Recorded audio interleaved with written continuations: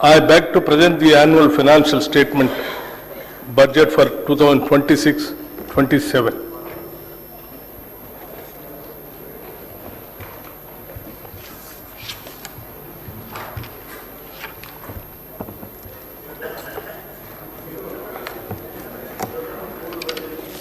గౌరవ అధ్యక్ష, ప్రజల ప్రయోజనాలే పరమావధిగా రాష్ట్ర అభివృద్ధి ధ్యేయంగా సాగుతున్న ఈ ప్రజాప్రభుత్వంలో వరుసగా 4వసారి 2026-27 ఆర్థిక సంవత్సరానికి బడ్జెట్ను ప్రవేశపెట్టే అవకాశం నాకు కల్పించిన తెలంగాణ ప్రజానికానికి, ప్రభుత్వానికి, కాంగ్రెస్ నాయకత్వానికి హృదయపూర్వక కృతజ్ఞతలు తెలుపుకుంటున్నాను.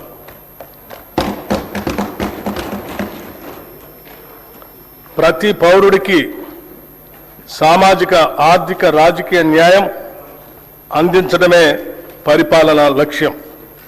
డాక్టర్ బిఆర్ అంబేద్కర్ గారు అన్నట్లుగా డాక్టర్ బాబాసాహెబ్ అంబేద్కర్ చెప్పిన అడుగుజాడల్లోనే నడుస్తూ మా పాలన సాగిస్తున్నాం. మేం పాలకులం కాదు, ప్రజలకు సేవకులం.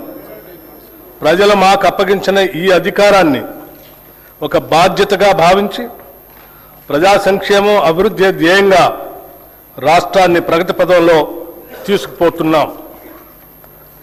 మనల్ని మనం తెలుసుకునే ఉత్తమ మార్గం ఏమిటంటే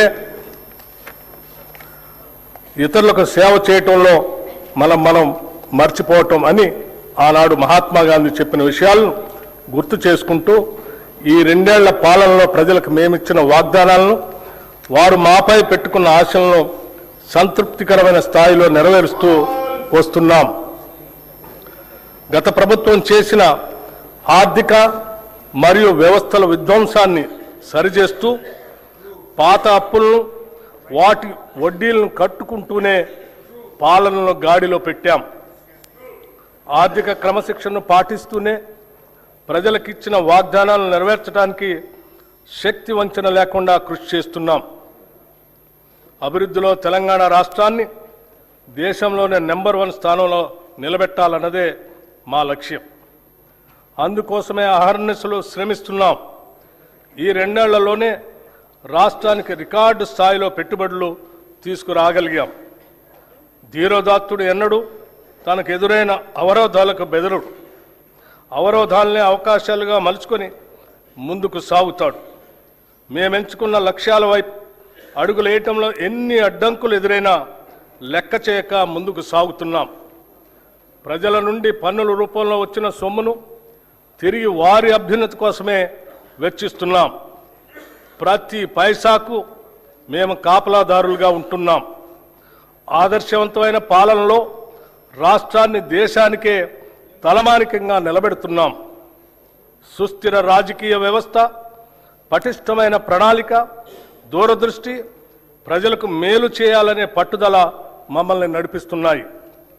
ప్రపంచ పరిస్థితులు ఏ విధంగా ఉన్నా తెలంగాణ ప్రజానికం పట్ల, వారి అభ్యున్నత పట్ల అత్యున్నతమైన చిత్తశుద్ధితో ఈ బడ్జెట్ని రూపకల్పన చేశాం.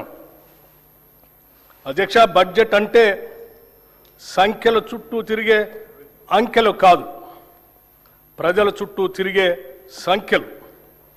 బడ్జెట్ ప్రజల జీవన స్థితిగతుల మార్పుకు దోహదపడే లెక్కలు. తెలంగాణ ప్రజల ఆశలు, ఆశయాలను నిజం చేసే సంకల్ప పత్రమే ఈ బడ్జెట్. రాష్ట్ర సమగ్రాభివృద్ధికి అద్దం పట్టేలా దీన్ని రూపొందించాం. రాజ్యాంగ విలువలకు కట్టుబడి పారదర్శకతతో పాలన సాగిస్తున్నాం. గొప్పల కోసం మేము అబద్ధాలు చెప్పం. ఈ ప్రభుత్వం వాస్తవాల పునాదుల మీద పనిచేస్తుంది. మభ్యపెట్టే మాయమాటలు చెప్పం. ప్రశ్నించిన వారిని దూషించడం మా నైజం కాదు. బాధ్యతతో ఎవరు ప్రశ్నించినా బాధ్యతతోనే వారికి సమాధానం చెప్తాం. అది ప్రజల పట్ల, ప్రజాస్వామ్యం పట్ల మాకున్న చిత్తశుద్ధి. అనేక సవాళ్లు మరియు ఆర్థిక ఒత్తిళ్లను ఎదుర్కొన్నప్పటికీ తెలంగాణ రాష్ట్రం బూడిదలోంచి ఫినిక్స్ పక్షి మళ్లీ లేచినట్లు అభివృద్ధి దిశగా వడివడిగా ముందుకు సాగుతుంది.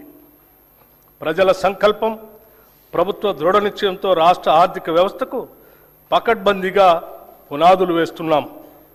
ఈ బడ్జెట్లో రైతు సంక్షేమం, మహిళల సాధికారిత, యువతకు ఉపాధి అవకాశాలు, నైపుణ్యాలతో కూడిన నాణ్యమైన విద్య, ఆరోగ్యం, విద్యార్థులకు పౌష్టికాహారం, మౌలిక వసతుల అభివృద్ధికి ప్రాధాన్యత ఇస్తూ తెలంగాణను సుస్థిరమైన అభివృద్ధి వైపుకు నడిపించేదిగా రూపొందించామని సగర్వంగా తెలియజేస్తున్నాం. తెలంగాణ అస్తిత్వానికి మరియు సంస్కృతికి, సాంప్రదాయాలకి, పండుగలకి మా ప్రభుత్వం పెద్దపీట వేసింది. తెలంగాణ రాష్ట్ర అవతరణ దినోత్సవ రోజున కవులు, కళాకారులు, ప్రముఖులను మా ప్రభుత్వం సత్కరించింది. అందశ్రీ రచించిన జయ జయ హే తెలంగాణ గీతాన్ని రాష్ట్ర గీతంగా ప్రకటించాం. తెలంగాణ తల్లి విగ్రహాన్ని రైతు, శ్రామిక, మహిళా రూపురేఖలతో స్థానిక సంప్రదాయాలు ఉట్టిపడేలా రూపొందించాం. తెలంగాణలో అతిపెద్ద గిరిజన జాతర అయిన మేడారం సమ్మక్క సారలమ్మ జాతరను అత్యంత వైభవంగా నిర్వహించాం. వనదేవతల గద్దెల ప్రాంగణాన్ని చారిత్రక కట్టడాల మాదిరిగా రాతితో నిర్మించాం. కోయ వంశీయుల చరిత్రను ఈ ప్రాంగణం గోడలపై చిహ్నాలుగా, బొమ్మలుగా ఆదివాసీ పద్ధతిలో చెక్కించాం. తెలుగు చలనచిత్రాలకు తెలంగాణ గదర్ ఫిలిం అవార్డ్స్ పేరుతో అవార్డులు అందజేస్తున్నాం. ఆక్స్ఫర్డ్, స్టాన్ఫోర్డ్ యూనివర్సిటీల తరహాలో మన యూనివర్సిటీల్లో కూడా విద్యా ప్రమాణాలు పెంచాలని ప్రభుత్వం సంకల్పించింది.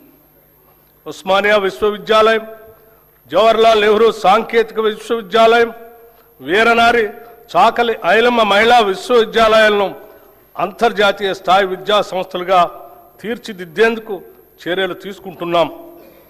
విద్యా, ఉద్యోగ అవకాశాలు మెరుగుపరచడం, పెట్టుబడులను ఆకర్షించడంపై మా ప్రభుత్వం ప్రత్యేక శ్రద్ధ కనపరిచింది. గౌరవ రాష్ట్ర ముఖ్యమంత్రి శ్రీ రేవంత్ రెడ్డి గారు మరియు గౌరవ మంత్రి శ్రీ దుద్దిళ్ల శ్రీధర్ బాబు గారు స్వయంగా జపాన్, సింగపూర్, దావోస్ పర్యటనకు వెళ్లి పారిశ్రామికవేత్తలతో సమావేశమై మెప్పించి ఒప్పించడం వల్ల గత 2 ఏళ్లలో లక్షల కోట్ల రూపాయలు పెట్టుబడుల్ని ఆకర్షించాం. రాష్ట్ర ఆర్థిక స్థితి 2025-26 ఆర్థిక సంవత్సరంలో తెలంగాణ స్థూల రాష్ట్ర దేశీయోత్పత్తి ప్రస్తుత ధరల ప్రకారం 17,82,198 కోట్ల రూపాయలు. గత సంవత్సరంతో పోలిస్తే వృద్ధి రేటు 10.7% నమోదు అయింది. ఇదే సమయంలో దేశ జీడిపి 3,57,13,886 కోట్ల రూపాయలు కాగా వృద్ధి రేటు 8% ఉంది. తెలంగాణ వృద్ధి రేటు దేశ సగటు వృద్ధి రేటు కంటే 2.7% ఎక్కువగా ఉంది.